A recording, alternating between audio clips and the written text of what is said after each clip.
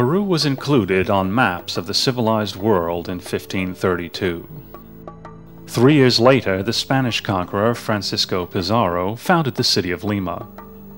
The other bright day in the city's history was July 28, 1821, when José de San Martín announced Peru's independence there. The statue of the general's horse is standing on the square named after him. A pedestrian zone connects this to the Army Square. In almost all cities of Peru, the main squares bear the same names, and even the capital is no exception. Lima, mainly during the 17th and 18th centuries, suffered serious earthquakes several times, destroying a lot of the past memorials. Pizarro's governor's palace was also destroyed. The presidential palace with its white arcades has taken its place on the northeastern side of the main square. The small settlement on the bank of the Rimac River was originally called Ciudad de los Reyes, meaning Kingstown, and its trellised street structure was planned along Spanish lines. It was surrounded by a city wall of 10 kilometers, which served the conquistadors well during the Inca attacks. Lima's first centuries were filled with combat. The Incas wanted to retain their country from the Spanish, whose unity was weakened by internal quarrels. During the nearly 300-year reign of the Austrian and Bourbon houses, 40 sub-kings followed one another, while the city was improving and eventually became rich. It reached its heyday in the 17th century, but at this time, as if the natives' curse were at work, a series of natural disasters hit Lima.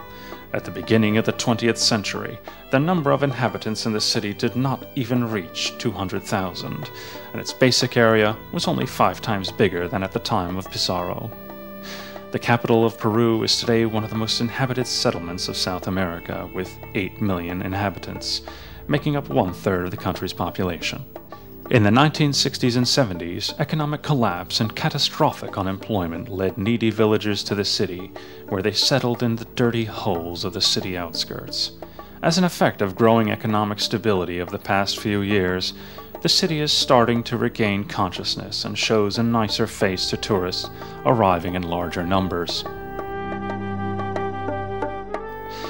The oldest memorial of Plaza de Armas is the bronze fountain, splashing here since 1650, standing in the center of the square.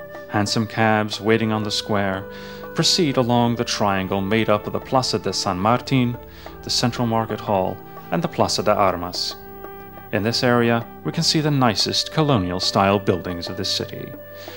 This district possesses the most museums, churches, libraries, and public buildings. The first, and still operating University of South America, San Marcos University, founded in 1551, stands out in this triangular-shaped area.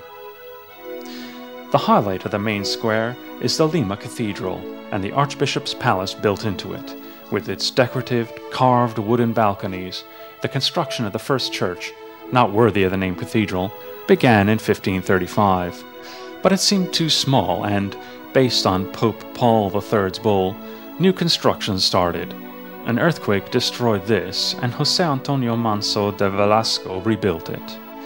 The building standing today is the proud work of Ignacio Martorell. Damage caused by the earthquake of 1940 was alleviated by Emilio Harth Terre and his group of restorers. An exhibition of valuable religious objects has recently been opened in the church.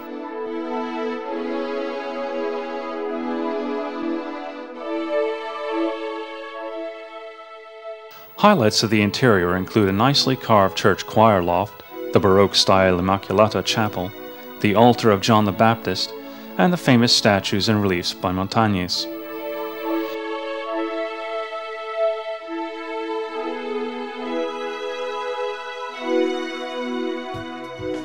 The main site of the cathedral is Francisco Pizarro's tomb, located in a chapel to the right of the entrance. Only in the early 1980s did researchers discover that the bones of an unknown man have been resting in the sarcophagus, while the conqueror's mortal remains were buried in the crypt of the church. The change was made, and today most experts agree that Pizarro is now resting in his own coffin. The conqueror, famous for his mercilessness, was born in 1475 in Spain. The indignant conquistadors killed him in Lima when he was 66. He paid with his life for treating his fellow men cruelly.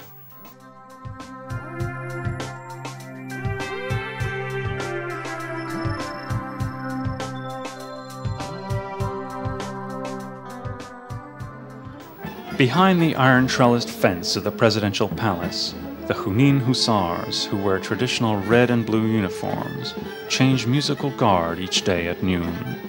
The event always attracts a crowd of tourists, but the soldiers cannot be approached at close distance, and they're guarded by commandos armed with water cannons and attack jeeps. All this is a bad remnant of the terrorist attacks of the 80s.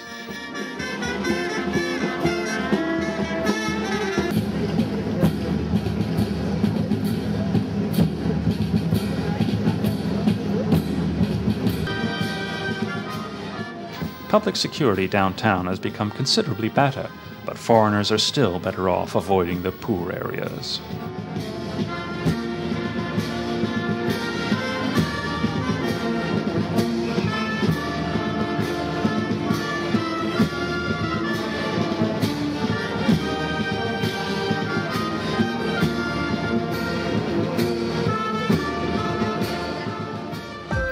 The pedestrian zones of Lima exhibit a strange mix of covered shop streets and shopping centers of the 21st century and colonial style and modern buildings side by side. Pedestrians offer a similarly mixed picture, as we can see the descendants of Incas, Quechuas, and other natives often dressed in traditional dress, as well as the Spanish, Mestizo, and Indians dressed in European clothes. The picture is further colored by tourists arriving from various parts of the world. Often, the only income for the local poor people is the street trade of a wide selection of goods. You can buy local handicrafts, tapestries, and souvenirs at a low price. But do not forget the obligatory bargaining and beware of pickpockets. The best period to visit Lima is from January till March, as during the rest of the year, impenetrable fog covers the city and there's often drizzle. Many ask why the Spanish have chosen such a cloudy, wet place as their capital. The Inca capital, Cusco, was far away, and on the coast it was easier to uphold communication with the mother country. Of course, people were also living here before the conquistadors. Some stone pyramids in museum collections commemorate the so-called Lima culture. The Spanish conquistadors, longing for colony, territory, and gold, deluded the world, and perhaps themselves, claiming to convert to Christianity the barbarous heathen natives who for centuries had been living happily with their own gods and traditions. The Spanish Catholics built several churches. The first was constructed on the site of the first Mass celebrated in Lima. Today, this church is located in the Jirón de la Unión, the pedestrian zone connecting the main square and the San Martin Square.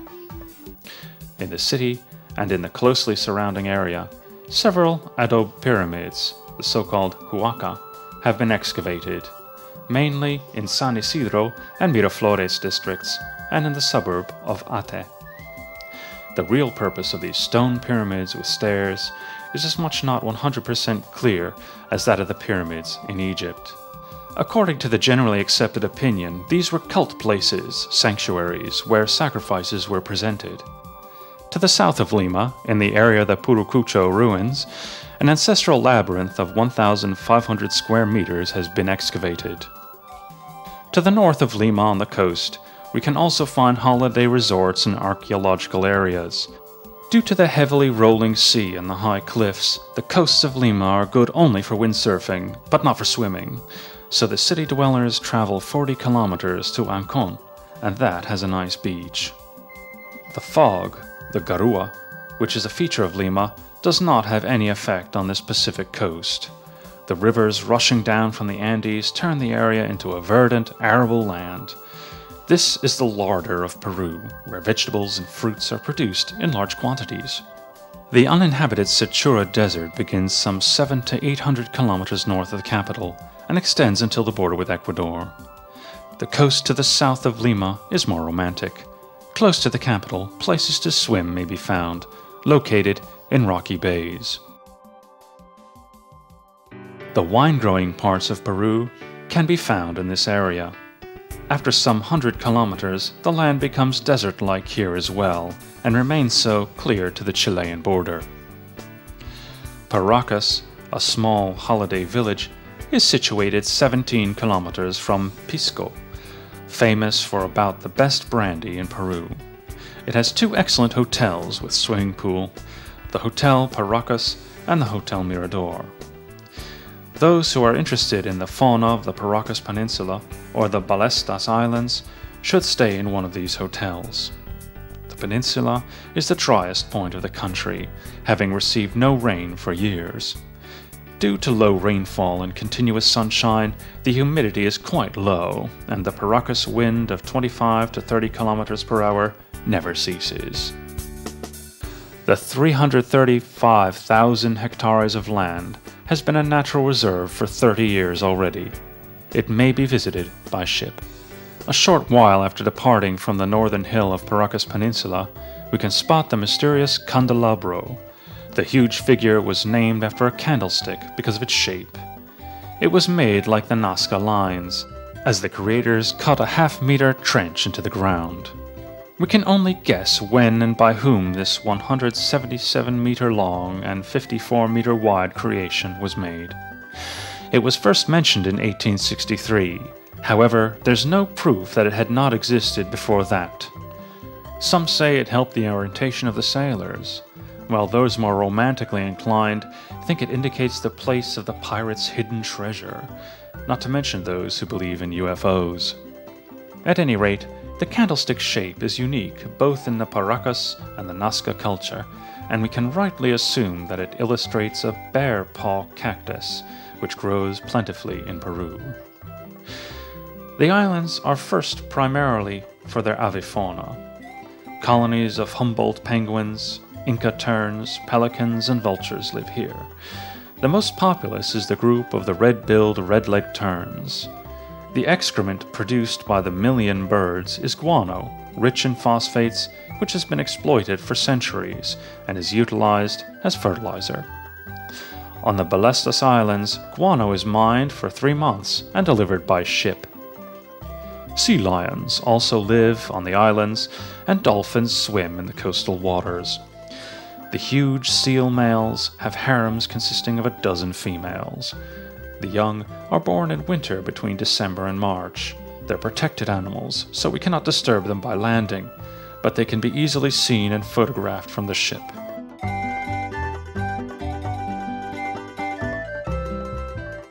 The ship tours depart in the mornings, as later there are huge waves. Hats protect against the blazing sun, and raincoats against splashing water, but don't forget to watch out for your cameras.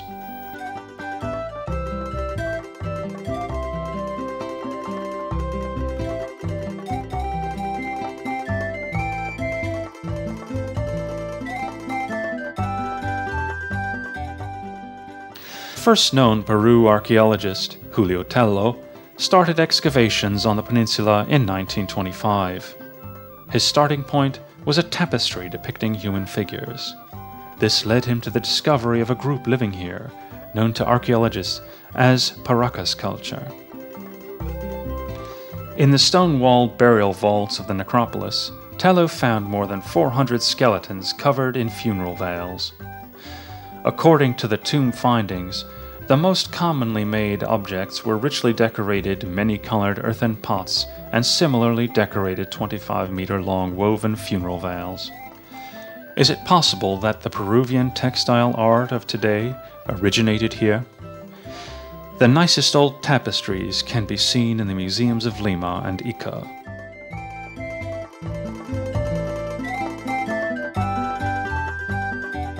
The first society which was strongly divided by class existed on the northern coast of the country around 550 BC. Scientists differentiate the cavernas and the necropolis periods within Paracas culture.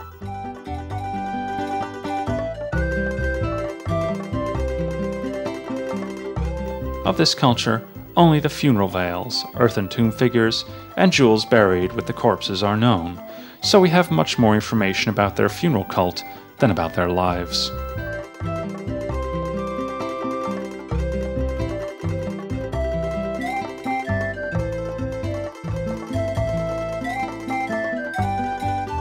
Ika City is located about 300 kilometers to the south of Lima.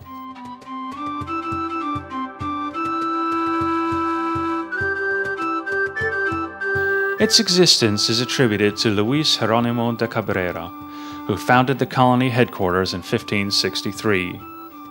The climate of the area, located 420 meters above sea level, is much more pleasant than that of the capital, sunny, dry, and just rarely foggy.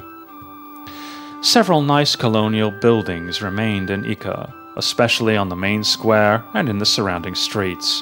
The city is famous for its holidays. The anniversary of its foundation is celebrated in June, harvest in March, and a pilgrimage organized in honor of the patron saint is in October. For each event, crowds wearing luxurious national dress fill the streets, and spectacular dances are also a part of the festivities. On religious holidays, processions are held, lasting well into the night in October. The Museo Regional de Inca is one of the 3 most important village museums in the country. It covers the major points of the culture of Peru, the Paracas, Nazca, Ika, and Wari cultures. Its coastal excavation collection is especially rich. An exhibition of city history can be seen on the floor. Nearby, we can see a collection of stone blocks decorated with figure engravings, which is operated by the last descendant of the city founder.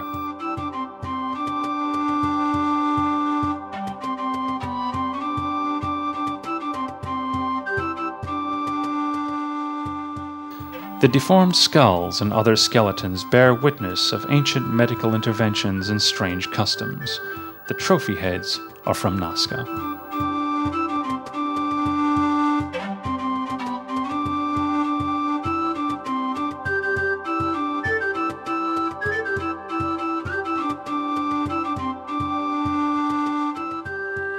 Ten superior hotels are operating in the city. The oasis-like Hotel Las Dunas Sun Resort can be especially recommended. This is also the location of the travel agency where flights above Nazca Lines are organized.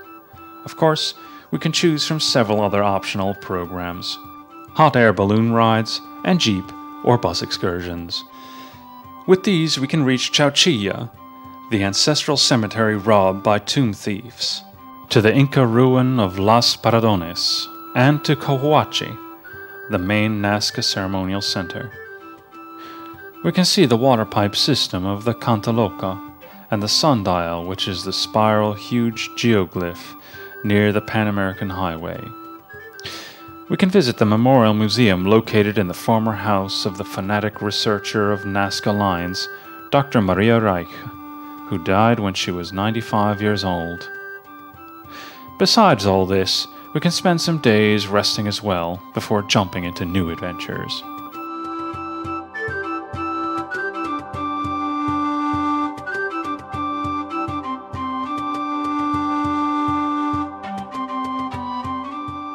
Five kilometers from Ika, at Huacachina, meter-high sand dunes are waiting for visitors. Beach buggy tours depart from the holiday resort.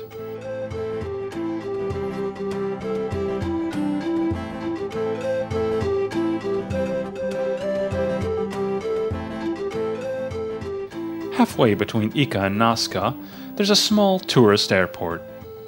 One of the great adventures of travel in Peru is the flight above the Nazca Lines. Of course, it would be nice to examine the famous lines on the ground as well. They were made by removing the upper half meter of the ground.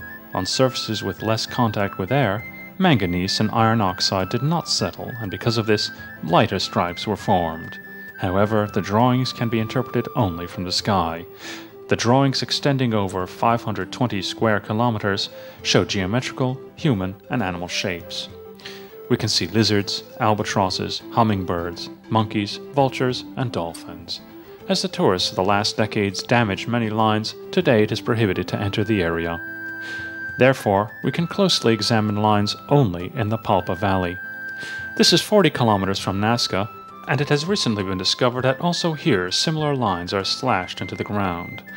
Those afraid of flying can see part of the shapes on the Pan American Highway from the lookout tower built by Maria Reich. We can also see the shapes on the models of the Ika museums in the pictures sold in the museum souvenir shops. The stories about them are described in several books. However, no irrefutable proof speaks for any one version. The first early writing about the lines can be read in the 16th century notes of Luis de Monzon, who arrived with the conquistadors. Scientific studies started in the 20th century. Dr. Paul Kosak, Dr. Mario Reich, her successor, Dr. Phyllis Pitluga, all thought they had seen the biggest astronomical book of the world, which shows the sun, moon, planets and stars' situation in comparison with each other. With its assistance, the equinox and solstice timing, the rise of rivers, the sowing and harvesting times all became calculable. Eric van Daniken, the main representative of the extraterrestrials' visits, thinks that the Nazca Lines were landing strips made for space vehicles. The huge sizes, the perfect dimensions, and their straightness led some scientists to the conclusion that the creators had to have seen their work from very high. The American Bill Sporer, living in Peru, tried to prepare a flying machine from materials which could have been available to the Indians in those ages. The hot air balloon could rise up to 350 meters and traveled 5 kilometers.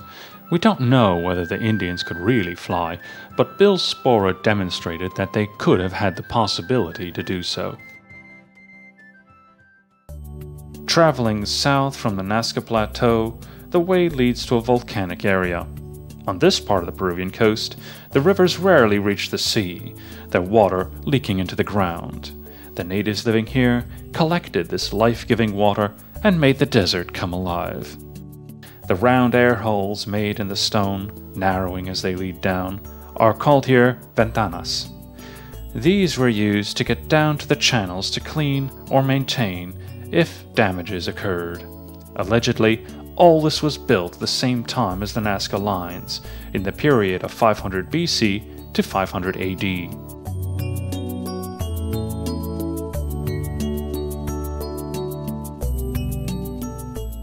Approaching Arequipa, we cross perhaps the most beautiful but wildest area of Peru. We can see active volcanoes, highland and coastal deserts, and the deepest canyon in the world. The deepest part of the Del Colca is 3,400 meters. The whole territory of the National Reserve is 367,000 hectares, and the Pampa Cañahuas, located at 4,000 meters, is also part of it, the natural living place of the vicuñas. The llama is the most known ruminant mammal of South America. 4 species are known, and the vicuña lives only in wild. Its wool, as that of the sheep, is shorn. The Indians weave their plant-painted blankets from this wool.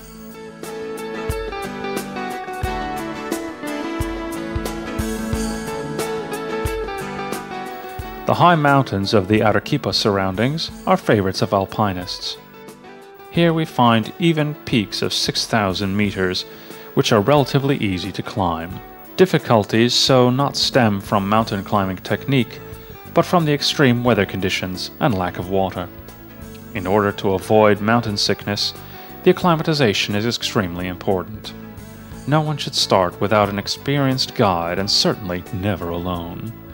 At the lightest symptoms of mountain sickness, one has to turn back immediately. The 2 most popular peaks are El Misti and Chachani. Arequipa is one of the world's most nicely situated cities. It is located on a 2,350-meter high plateau of the West Andes, and even 3 volcanoes are projecting behind it. Its weather is very favorable, with 300 days of sunshine per year. Garcia Manuel de Carbajal established the Spanish city in 1540. The city soon became the Spanish Hidalgo's conservative Catholic center. Several churches and monasteries were built. Among them, perhaps the most beautiful is that cathedral, which is located on the southeastern side of the Plaza de Armas. It stands in a circle of colonial-style houses. However, the building itself is neoclassic. Only few buildings from the 16th century remained in the city, destroyed by one earthquake after another. The cathedral, built in 1656, was also destroyed. The one we see today was built in the middle of the 19th century, according to Lucas Poblete's plans. Its pulpit is a present from France. The 3 pillars are from Italy, the organ from Belgium, and the altar lamp from Spain. The other nice church of the city was built by the Jesuits. On its decorative facade, we can see the date of finishing, 1698. The building, with its 3 gates, 1 tower and dome, compares to Il Gesù of Rome. The unrivaled stone sculptures and stucco ornaments of the main facade are the best examples of mestizo decorating. Its Churriguarasque main style altar has been sculptured of wood and covered with 18-karat gold. A library and exhibition rooms open from the monastery cloisters. Several ancient prints are preserved here, as well as a considerable collection of objects made by Amazonian Indians. The alleys, painted in bright colors and named after Spanish cities, give a real Mediterranean feeling. The walls of the cloisters are decorated with religious frescoes.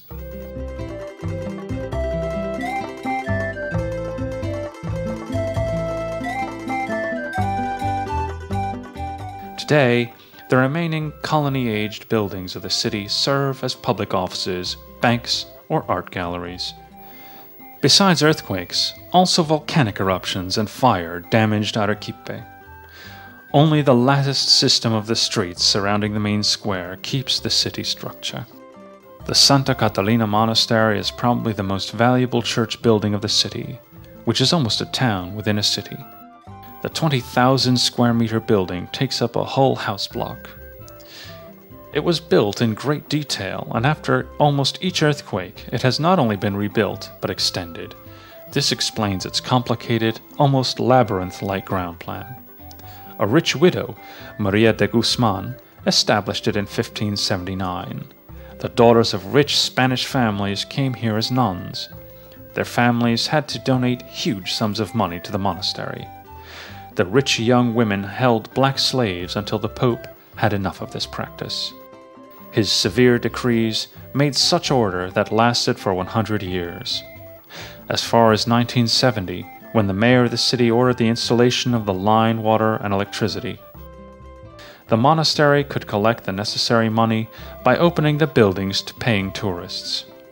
Instead of the original 1,300 nuns, today hardly more than 20 live here. They spend their days in the closed northern annex of the monastery. The other parts are furnished for museums. The original furniture and the objects of use illustrate the past of the monastery life. The other famous museum of Arequipa exhibits in a cooled glass container in the perfectly preserved ice mummy of an Inca girl who was sacrificed when she was 15. The archaeologists named the girl Juanita. Since then, the Spanish had reported that the Andes nation sacrificed children to obtain the goodwill of the highland gods. The victims were nicely dressed, narcoticized and killed, then taken to the mountain peaks together with small sacrifice statues of silver and gold. The forced sacrifice of Juanita and her fellows was unnecessary. They could not avoid the landslides, earthquakes, and volcano eruptions which killed crowds throughout the centuries. Archaeologist János Gyarmati, a Peruvian expert, poses the question, how can it be that on the American continent societies, anarchic states, even empires developed similarly to the Egyptian, the Mesopotamian, and others of the Old World could exist in Eolithic, see today's Maya civilization, or maximum Bronze Age circumstances without draft animals, except perhaps the llama, almost only based on human strength? And what is stranger, without the use of writing? Just see the ancient Peruvian civilizations, and money. Looking from the Eolithic point of view, event today is not understandable how this could happen, but it happened. And if it happened, we have to draw the conclusion. Societies dividing into classes on state or even empire level, including millions of people, can be established even without metal tools, wheels, and writing, he writes. The museum illustrates the nearly 600-year-old history of these strange societies, including Pre-Hispanic Age, later the story of conquest, and the colony ages. The researchers divide the history of Peru into 12 sections. The Pre-Hispanic, namely the times before the Spanish, started with the Archaic Age. The first settlers came around 6000 BC, who were fishermen and hunters. Part of them later settled and began agricultural activity. We count the starting period from the first ceramic pots from 1800 BC. The society stratification and the monumental stair pyramids and church constructions were already present at this time. After this, the archaeologists differentiate three so-called horizons and two transitional eras. The latter horizon lasted until 1532, the Spanish Conquest. The colonial era was initially characterized by the affirmation of the Spanish rule, followed by the period of the War of Independence. By proclaiming the Republic, the former colony's fate had not yet been settled finally. It was rather rough during the 20th century as well. Flower and vegetable markets in South America offer real color, an exotic spectacle for tourists. Such indigenous vegetables and fruits are also sold here, some of which are unknown to Europeans. One of these is the quinoa, a cereal used to substitute corn. The two neighborhood relatives of the potato are the uluco and oca. The tarwit is a kind of bean, while the manioca is a root plant, which is milled into flour. The locoto is comparable to chili. The zapallo is a vegetable similar to marrow, while its relative, the pepino, is more like a melon. Other known local plants are the chirimoya, pacay, and coca. The latter is not only an ingredient in a soft drink, but Indians also chew its leaf for their vitalizing effect. Of course, we can also find several familiar vegetables and fruits, like tomatoes, corn, beans, avocados, oranges, mushrooms, and onions. These are the basic materials of the Peru cuisine. At first glance, Peruvian dishes remind us of Mexican dishes, perhaps more familiar to us. The cuisines of the highland areas and the fertile coastal zone can be well differentiated. Peru's national drink is a beer called chicha, which only a few foreigners are willing to taste because of the method by which it is produced. However, there are also barley, corn, and malt beers produced in factories. The best of the Peruvian wines are the Tacama and the Okukahi. It's hard to resist the markets, buffets, and restaurants offering exotic fruits and dishes, but there are rules we should keep in order to preserve our health. Drink only bottled water, keep away from ice cubes, and eat only those fruits which can be peeled or eaten from its skin. Lake Titicaca in Puno, the harbor city on its bank, may be approached through the Andes by train or by road. Maria Bonifert Intonaine writes in her Peru travel book entitled The Beggar Sitting on Top of the Nugget, "We reached the highest point of our way at around 1 p.m., the ridge of the 4,528-meter Crucero Alto, where the single railway line crosses one of the wide footpaths of the plateau. There's a sign on the dilapidated station building, Hotel Ferrocarril, meaning Railway Hotel.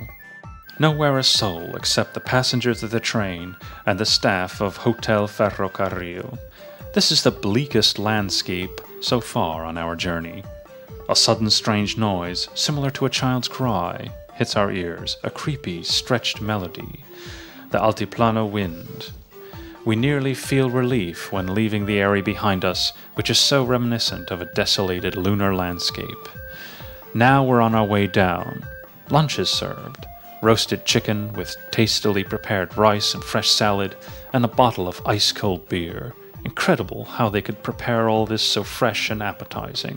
The beer pops loudly when we open it, and its froth is immediately on the table. The other tables are also being cleaned. We're not the only victims of the air pressure difference caused by the altitude. Santa Lucia stands at 4,048 meters. The sun is still burning down, and we feel a bit sleepy during the long train trip. The seemingly endless plateau is suddenly transformed into a deep blue water surface, and more lakes of varying size appear in the till now barren lowland plain. We're nearing the basin of Titicaca Lake, indicated by lagoons, hollowing deep valleys into the hills of the plateau, and making the sky cloudless, its color ranging from clear azure to deep blue. What a marvelous land! Our glance thirstily drinks as the yet unknown crystal-clear colors, fantastic shades of yellow and blue, which exist only at this high point and with such low humidity and such air free from any pollution. Puno, with 102,000 inhabitants, is the center of the colony bearing the same name. The Titicaca Lake is the only navigable lake in the world located so high, at 3,820 meters above sea level. Its surface is 8,300 square kilometers. This huge body of water has a temperature balancing effect. It moderates a change in temperature which can exceed even 40 degrees. The symbolic significance of the snowy peaks reflected in the dark blue water of the lake is at least as important as the lake's practical role for the natives. Mythical stories are connected with it. According to them, the lake rose from the tears of the bound and starved Saint Puma, the Titi. One myth of Inca origins says that the Viracocha, the god of creation, placed the first couple onto the surface of the Titicaca Lake and gave a goldenrod into their hands in order to find the land which is the most suitable for cultivation. The opinion that the Inca gold was hidden in the lake from before the Spanish, together with Huascar's 200-weight golden necklace, may have been connected with these beliefs. Captain Cousteau fruitlessly searched the bottom of the lake with his mini-submarine. Even so, from an archaeological point of view, interesting findings were made there, which can be seen today in the museums of Tijuanaku and La Paz. The biggest part of the lake belongs to Peru, the smaller one to Bolivia. An important linguistic and ethnic border extends along the shore of the lake. The northern Quechua language block ends here, and the world of the Aymara-speaking nations begins. The lake and its surroundings served as the home of three major well-known ethnic groups in pre-Hispanic ages, and on its northern and eastern sides the Colas, on the west the Lupacas, and on the southern the Pacajis. Titicaca Lake is, however, also home to a special small nation. The Uro Indians live on self-made floating islands on the lake. The basis of the Uro's traditional existence is fishing. They catch trout, priestfish, and other lake fishes, but also grow potatoes on the small plots in their houses. Tourism plays an increasingly important role in their lives. The ethnic group today consists of 1,500 persons with their own language, living on about 40 islands made of totora. This plant, similar to sedge, offers them a genuine possibility to live. The living islands are made out of cut totora bundles. As the bundles absorb water and rot, they place new bundles on the island's surface.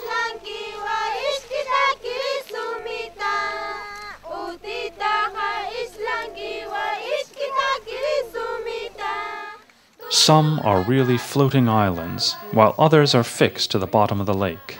The houses standing on the islands are also made of totora reed, as boats used for lake transportation. However, the totora became world famous when Thor Heyerdahl used it to build his legendary Kon-Tiki ship, with which he traveled 4,300 sea miles from Peru to Polynesia to prove the existence of the sea connections between ancestral Peru and the Far East. A well-known anthropologist of California University, in the January 1966 issue of the periodical American Antiquity, drew attention to the similarity between the reed ships of ancient Peru and ancient Egypt. And the reed ship is not the only characteristic in which these two ancient cultures show surprising similarity. We have to go up to the Andes and examine the Indian reed ships again, I told my wife. The very day the Congress ended, we got on a plane towards La Paz in Bolivia, and on the next day we were already there at the sky-blue Titicaca Lake at the top of the world, 12,500 feet high above sea level, where all around us, 6,000 and even 9,000 feet higher, snow-covered peaks were stretching towards the pure blue sky. Behind us on the plateau were the ruins of Tijuanaku, the biggest capital and cultural center of South America from before the Inca era, with its ravaged Acapana pyramid, megalithic walls, and gigantic statues of its unknown priest kings hewn in stone. Out on the lake, some Aymara Indians were fishing and navigating here and there in the strong wind. Only the swelling sails could be seen in the distance. On most of the boats, battered linen was flying, but true to tradition, one or two had put huge Totoro reed matting at the top. 3 ships were coming towards us with lightning speed, and soon we could already see the Indians with their huge striped hats peeping from behind the sails. Then also the ships appeared above the waves. It was a marvelous spectacle. Ships made with such expertise. Stalks of straw placed with the greatest accuracy gave the ship perfect symmetry and elegantly streamlined shape, and the closely bound, on the front and back sandal-shaped curved, peaked bundles seemed to be puffed-up points or gilt beams. They plowed through the water with high speed among the reeds on a straight shot right to the shore, where they firmly stopped in the mud, and the Indians waded to the dry land with their catches, remembered Thor Heyerdahl at the beginning of the big adventure in his book entitled The Raw Expeditions. The Norwegian sea biologist and anthropologist led 5 expeditions, making him immortal and proving that the ancestral ethnic groups could have reached each other through the seas and oceans. The scientist died on April 18, 2002 in Italy. He was buried in his native country with as much pomp as a king. Those interested in the Inca culture should visit the nearby Mocoyacta ruin area, with an outstanding example of Incan sacral architecture. Though entry is free of charge, we have to pay for it in sweat before we get to the entrance up the inclined 4-kilometer path. Andahuaylilas is a pretty mountain town 40 kilometers from Cusco in the Andes. It's famous for its 17th century Jesuit church, for the carvings and paintings in it, particularly the canvas illustrating Esteban Murillo's Immaculate Conception. The Feliz Viaje peak is 4,335 meters high, but even this seems small next to the 2,000-meter higher Ausangate, which is climbed by traditionally dressed Indians of the environ at the beginning of June every year. They don't do it for sport, but out of faith. According to their belief, the gods of the high mountains can supply them with life-giving rain as well as destructive landslides or storms. Therefore, it is important to win their favor. They bring a lot of ice from the peaks and use it for healing and magic. Along the roads crossing the mountain, there have been stopping places since ancient times.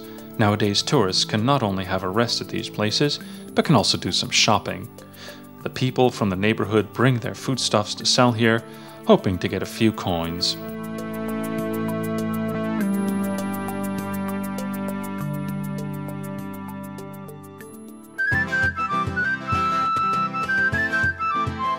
By bus from Andahuaylilas, we reach Cusco, the cradle of the Inca Empire. Some etymologists say the name Cusco means center of the earth. If it is not the center of the earth, this city hiding in the Saint Valley between the snowy peaks of the Andes was at least a real center of the Inca Empire. According to the Spanish chronicler Manco Capac, the Incas established Cusco around 1200. Many researchers think its city structure illustrates the titi, the puma, the sacred animal of the Incas. The head of the animal is the ritual building block of the Saksawaman. Its body is the city, and its legs are the outer districts. In 1533, Spanish conquerors moved into the palaces and churches of the Inca rulers. As Pizarro chose Lima as the capital of the Spanish colony, the importance of Cusco decreased significantly. Several times the Incas besieged Cusco to chase away the Spanish. The first time was in 1534, the last in 1780, but none of their efforts were successful. The 17th century was a period of helping the towns to flourish. Manuel de Mollinedo y Angulo even donated his property to finance painters and sculptors who restored and decorated the churches and public buildings of the town. The cathedral is standing on the main square. 2 small churches fit smoothly to its sides.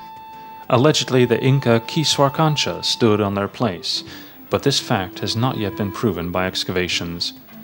Building on the 3-door Latin crucifix ground plan church was begun in 1559. Its 2 side aisles are named after the apostolic letter and the gospel. In front of the side aisles there are 2 towers bearing the same names. The bell, nearly 6,000 kilos in weight, was found next to Titicaca Lake and is called Maria Angola. It was allegedly named after a black slave girl who fell into the furnace while working and was transformed into a bell. 10 side chapels belong to the main church. The 33-meter-high main facade is in Renaissance style, while the main altar is in neoclassic. It's carved from cedar wood and covered with gold sheets. The most significant cult object in the cathedral is the Black Christ sculpture. Throughout the centuries, the candles have covered the wooden work with black soot. The most famous quechua carver artist, Juan Tomás Tuiro Tupac, made the pulpit, which is also from cedar. The most famous among the nearly 400 paintings of the church is The Last Supper, the work of a local artist, Marcos Zapata. The remains of the bishops and archbishops of Cusco rest in the chapels.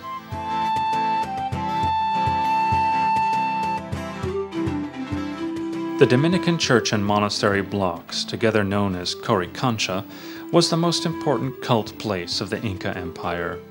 The meaning of quechua is Golden District. Churches devoted to the main gods were arranged around an inner yard.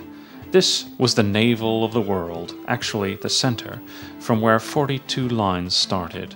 Along these we find 328 huaca, consecrated places that are linked to religious beliefs. Several travel agencies offer their services in Cusco. Microbuses take us to any sacred place we desire. Of course, it's impossible to visit all of them, so let's prepare an itinerary of the places we're most interested in. Help in making decisions can be found not only on the internet, but also in travel books. On the western side of the area along the Safi River, a terraced garden extends where the plant and animal statues made of gold and silver were erected. Following colonization, Juan Pizarro donated the area to the first Cusco bishop, monk Vicente Valverde, who was his close relative. Following this, the Dominicans brought Coricancha into their possession. The huge white statue of the first Inca, Manco Capac, has been erected in Huasapata Park. Viva el Peru is the inscription on the foot of the sculpture.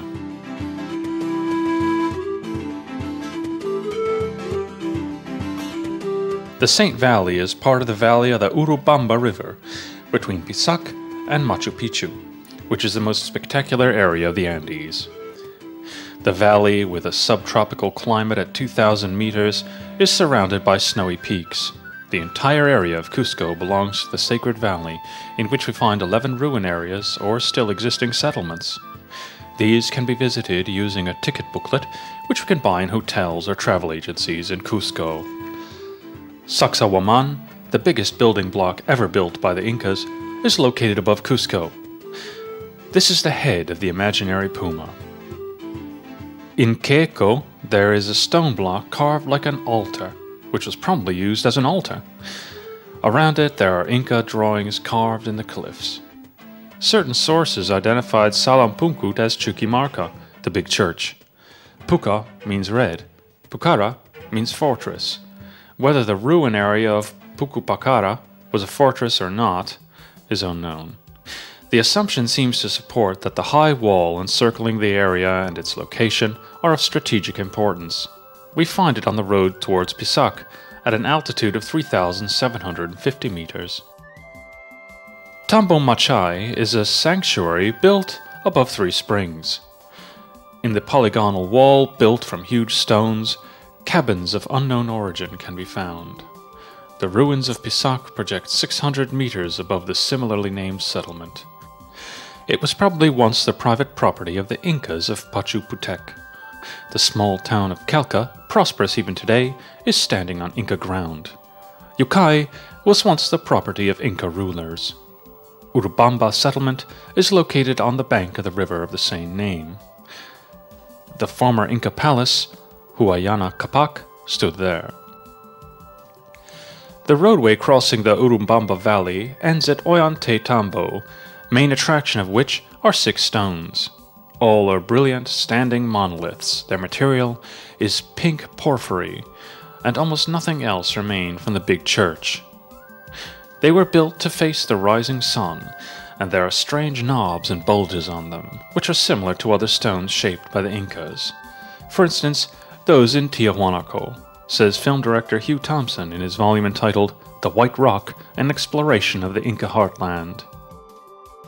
The sights of the Saint Valley can also be visited on a one-day excursion as a rally departing from Cusco, but we can also find pleasant accommodation in other places. The poncho-making loom is a wooden frame made of smaller and larger roughly worked sticks. One can be found in almost every household, smaller versions as well, with which ribbons, ropes, or cocoa bags are made. Spinning, weaving, wool bleaching, and coloring are the everyday tasks of the women, but also the men are experts. Here, everything is literally made by hand, writes Maria Bonifert in her aforementioned travel book. She also quotes Arguedas, the excellent scholar of the Andes and Peruvian culture. Legends and myths connect to every point of the mountain and valleys, as they are inseparable from those historical events which took place here during the Inca Empire centuries ago, and later sealed the fate of the prospering civilization. The residents of the area respect Cusco even today with superstitious fear and pangs of conscience. Therefore, the city is still and will remain one of Peru's most important factors from geological, historical, and mythological points of view. The atomic elements of the ancient civilizations of the Andes can still be discovered in the structure of Peruvian society, and the mixed culture developed during the conquest is from several points of view also the basis of modern-age society. Who were the Incas, in reality? Where did that handful of people come from to the area of Cusco, who would irrefutably rule several tribes until the arrival of the white man, and who were able to establish a huge, well-organized empire? Some scientists say that the Incas leaving the Quechua tribe are the late descendants of the ones establishing the Tijuanaku civilizations. Others say the Incas do not originate from any Andes tribes, not even from the Quechua, whose language and traditions they considered as their own. Is it possible they arrived from the coastal region as unknown, barbarous conquerors and forced their will on the people who were living here? Old chroniclers say that the Indians considered the Incas supernatural creatures originating from a different world. The area of the Saint Valley can be reached by both bus and railway. No vaccinations are required when traveling to Peru, but those against tetanus and hepatitis are highly recommended. We find a pharmacy in every city, so only our regular medicine and a general traveler's pack containing antipyretics, painkillers, and stomach disinfection are necessary to take with us. The remedy for highland illness, soroche, is the locally obtainable medicine called coramine, but cola-like soft drinks or consumption of glucose can also help. Drink plenty of liquids and avoid all physical effort at high altitudes. The Indians take everything they have produced with their own hands to the local markets. Most of the men are experts in wood carving, but there are also potters. Even some know a little bit about weaving, which, however, is primarily women's work. Even the smallest of children do handicrafts, both boys and girls. At the markets, small sculptures of mythical figures as well as richly colored ceramics, often decorated with tribal motifs, are for sale. Perhaps the motifs have been passed down for thousands of years. No one really knows their original meaning. Jewelry in the form of bracelets, earrings, and necklaces are also popular. Then there are musical instruments, panpipes, drums and flutes, Indian feather ornaments and copper reliefs, but the most widely available souvenir is the tapestry. These include ponchos, which are a kind of cape protecting against rain and cold, blankets, but also satchels, gloves, and caps are made with this technique. The cap with ear flaps is familiar to everyone from European subways, where more or less authentic Quechua bands play their ancestors' music and sell their CDs, wearing the colorful caps in an attempt to survive the European winter. Textile art was already a staple tradition in ancient Peru. They used various materials as the base, from chinchilla fur to bat hair from which the clothes of Inca rulers were made. They used the fiber of the cactus-like plants, inner bark, human hair, but the main raw materials were cotton and the fleece of the llamas. Cotton is soft, strong, and warm, and can easily be spun. It's pliable, and it has colors ranging from white to dark brown. Llama fleece is rough, primarily suited for making cords and sacks, while the fleece of its relatives, the alpaca, and mainly the vicuña, was used to produce fine textiles, primarily for the Inca nobility.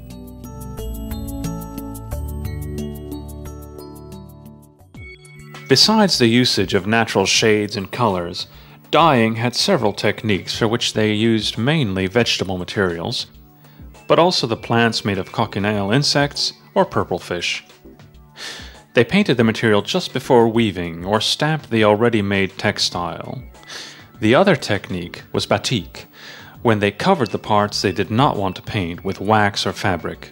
One thing is certain, ancient Peruvian textile art was incredibly rich in preparation techniques, although the tools were extremely simple. They used only a reel consisting of one stick and a ceramic disc or ball, which even today can be seen in almost every woman's hand in the Andes. A simple back-stretching loom or weaving frame was used, but the weaving technique was especially complex.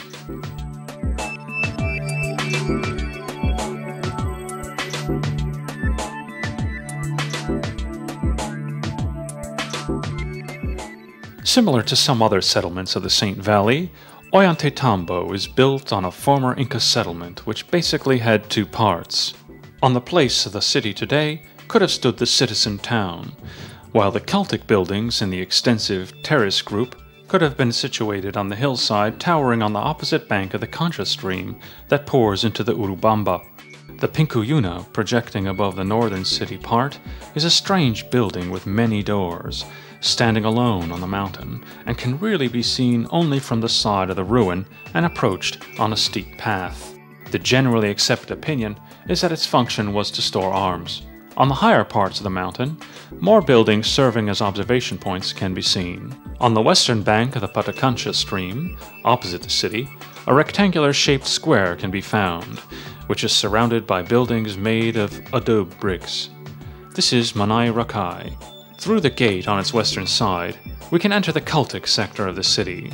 The buildings we find here are situated on a steep hillside. The lower part of the hillside is occupied by the terraces designed to prevent erosion. The stairs dividing the terraces lead up to the Church of the 10 Windows, named after the 10 trapezoid-shaped boxes on the back wall of the former building. The ornate gate leading through the wall leads to the most important church, the never-finished Big Church. Its huge building stones are lying everywhere, among them 6 blocks fitted together, each approximately 90 tons, which, based on the size, some people suppose could have been the main altar. The agricultural terraces extending to the other bank of the river were parts of the settlement. Down on the left bank of the river, the Chocana, on the right bank of the Inca Pintai, protected the city. Even farther down, a bridge arched over the river, and its huge stone blocks still stand today. The main gate of the city, which was part of the wall that surrounded the city, still stands, half a kilometer from the bridge. On the northern part of the Celtic sector, pipes diverting the waters of the source and baths can be found. The most famous of them, the Inca Princess's Bath, which is again a perfect example of the harmonic unity of Inca architecture and nature. The building of the bath is built right into a cliff, the water flowing from there. The city was named after Ollanta, the Inca leader.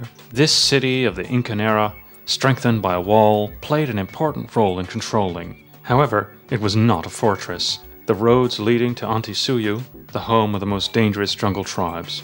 The inhabitants of the city, with a ground plan shaped like a trapezoid, probably belonged to the Inca nobility, while the street people could have lived to the south of the Celtic sector. The trellised street structure of the present city is the same as that of the Incan era. Walking on the streets which still have Inca names, the visitor can find countless still inhabited houses from the Incan ages, as well as Incan walls. The households still use pipes of the Inca era, running at the edge of the alleys or down the middle. Before moving on, it's worth tasting a few characteristic local drinks.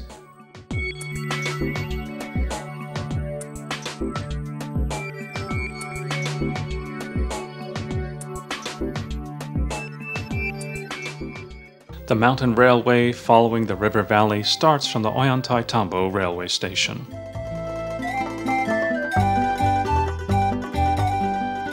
This railway, built in 1868 under the leadership of Henry Meigs, an American engineer, seems at first sight out of date, obsolete, and ridiculously small compared to the huge traffic which it has to carry.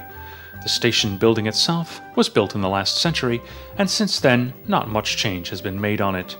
With its small windows, low roof structure, reminds us of the outer storage buildings of our stations. But this narrow steel pair of rails is the life-giving axis of the mountainous region. The small, chugging train that runs the 1,000-kilometer track 3 times a week is at least as important to the Highlanders as the sun or water. It provides the only connection to the outer world. If the railway's transport stops in the White City for any reason, Cusco and Puno, the 2 big cities of the Andes, remain without raw materials and food.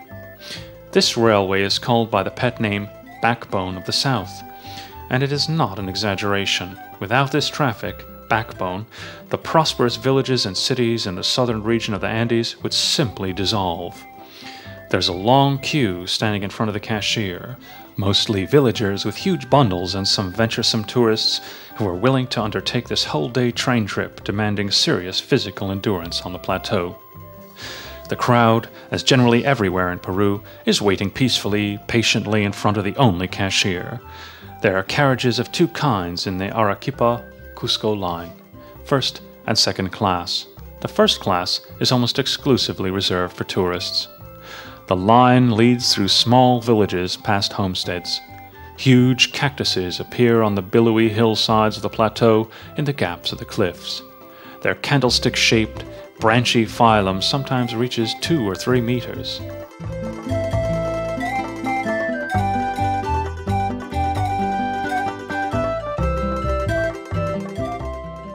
We go ahead in a narrow pass hollowed into the cliff, making countless turns during just a few minutes. We go higher and higher. The small diesel locomotive wheezes up the mountain, pulling the carriages. The village picture is the usual: some stone houses and a small church, a quotation from The Beggar Sitting on Top of the Nugget, the very appropriate title referring to the poor country's endless possibilities.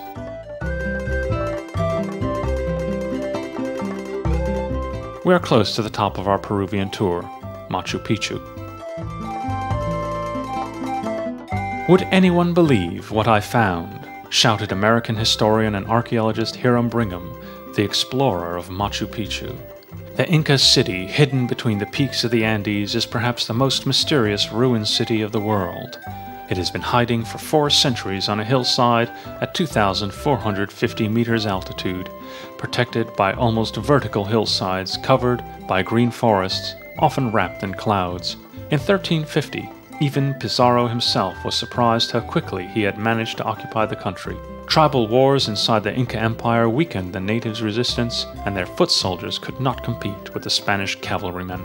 Manco Capac, the defeated emperor, escaped from Cusco, and in the mountains established a new capital named Vilcabamba, where his dynasty remained for 36 years. Hiram Brigham, a teacher at Yale University, was looking for this city in 1911. And the same thing happened to him as to Columbus. He made a sensational discovery, although not finding what he was looking for. Departing from Cusco, he walked around the banks of the Urubamba River, where he met an old local who offered to guide him to the ruins called Machu Picchu, namely Old Peak, already overgrown by jungle. The way led along untrodden paths over unsteady suspension bridges spun of ropes above precipices until the archaeologist caught sight of the ruins of the fascinating Inca citadel. What he saw, of course, was not even similar to today's spectacle. In 4 centuries, the jungle had almost entirely taken the former buildings into possession. Brigham thought he had found Vilcabamba, and the following year he started an expedition to clear the ruins of trees, bushes, and undergrowth. The archaeological excavation, the saving of finds, and the conservation of ruins had begun. He met with one surprise after another: buildings built of white granite blocks taller than a human being, ruined churches, public areas, baths and yards excited and mesmerized the members of the expedition. I slowly realized the explorer wrote in his diary, that the wall and the semicircular church adjacent to it above the cave were the finest masonry work of the world. My breath nearly stopped. What could this place be? Today we know that the fortified small Inca town of approximately 1,000 inhabitants was uninhabited even before 1572. The Spanish never found it, so it remained singularly intact during the centuries. Only the thatched roofs of the houses had mouldered. Later, Bingham excavated 2 Inca cities, but he did not recognize that one of these was Vilcabamba. At least this is what another researcher, Jean Savoy, thought in 1964. Today we consider Machu Picchu an extremely important Inca city of religious significance to which religious pilgrimages probably had led. The settlements located along the roads leading here, Sayakmara and Winai Waina, discovered by the Hungarian Paul Fayush, became the stations of this pilgrimage, where pilgrims can cleanse themselves in the baths in order to step through the Sun Gate free of their sins. The planning and construction of Machu Picchu, together with the multi-level blocks of palaces, church, residences, stairs and water pipes, wells and agricultural terraces, are considered a masterpiece. It is imaginable that the Inca archaeologist worked by using earthen models. We can read in the volume by James Harper and Jennifer Westford entitled On the Field of Legends. What is sure is that the workers delivered the huge granite blocks to the scene without draft animals and steel tools, using rollers and levers. They formed and ground the stones at the place of construction, then fitted them together precisely without using mortar. The main square was the center of city life, the scene of celebrations and markets. The dignitaries' houses and offices were located on the terraces surrounding the square, while the peasants' raw stone houses were built on the lower levels. Machu Picchu is one of those rare historical places from which peace is spreading as destruction has avoided it. However, it can thank its unrivaled position also to its situation, as it was a stone eagle nest between the cloudy peaks of the Andes halfway to the sky.